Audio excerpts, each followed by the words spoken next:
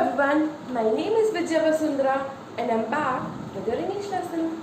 Before beginning today's video lesson, let me remind you that you have to like this video, subscribe to my channel and share this video lesson with your friends and classmates. We are studying chapter 4, pronouns, and right now we are doing kinds of pronouns, right?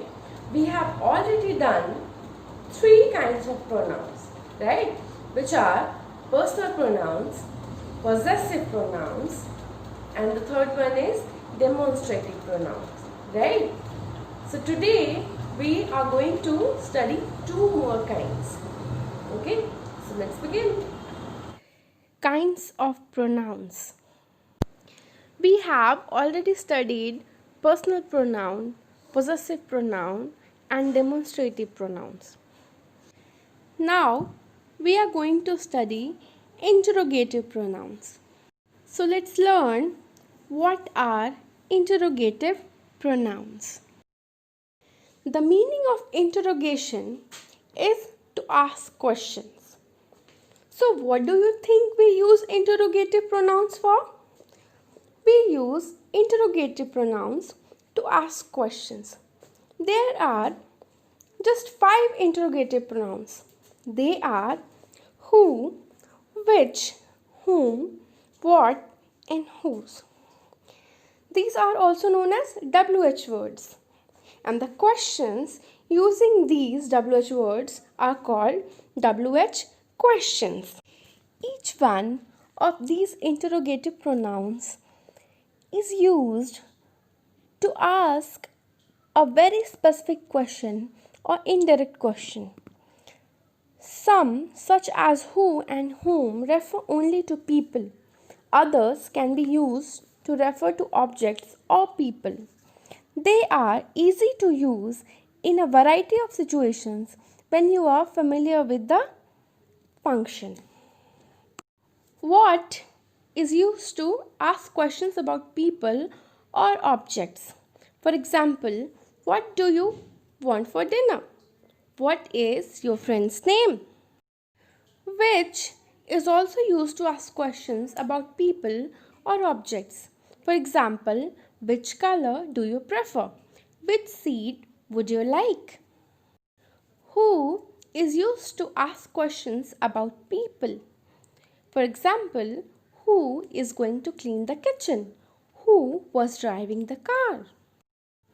Whom is rarely used these days. However, when it is used to ask questions about people. For example, whom do you prefer to vote for? Or whom did you speak to? The last interrogative pronoun, whose, is used to ask questions about people or objects. They are always related to possession. For example, whose sweater is this? Whose phone is that? Now after interrogative pronoun, now it's time to learn about emphatic pronouns. What are emphatic pronouns? Emphatic pronouns are used to give emphasis to a person or thing that is mentioned in the sentence. For example, let's look at example 1 here. John can do it himself. Now the emphatic pronoun himself is putting emphasis on John. Now John is the subject in this sentence, right? And it is already there. So in this way, this pronoun is used to give emphasis to the person that is already mentioned in the sentence, right? That is the subject of the sentence. So it means that John can do the thing, whatever the action he is doing, by himself. He doesn't need anyone else to do it, right? He is sufficient to do it by himself, right? In the same way, in the second example, themselves, which is an emphatic pronoun, is used to give emphasis on women, right? Women, which is the subject of this sentence, right? women must create the world they want themselves. Right? Emphatic pronouns cannot be used as a subject. Let's look at this example.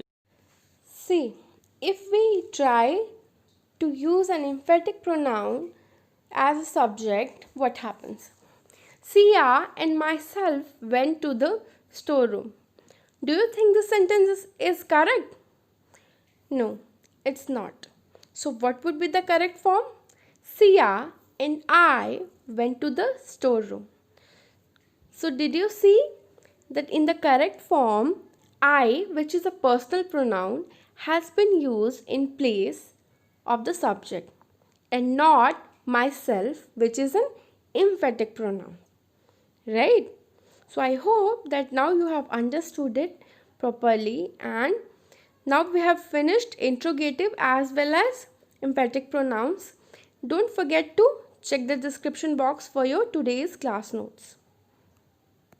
So students, that was it for today, and in the next video lesson I'll be back with more kinds of pronoun.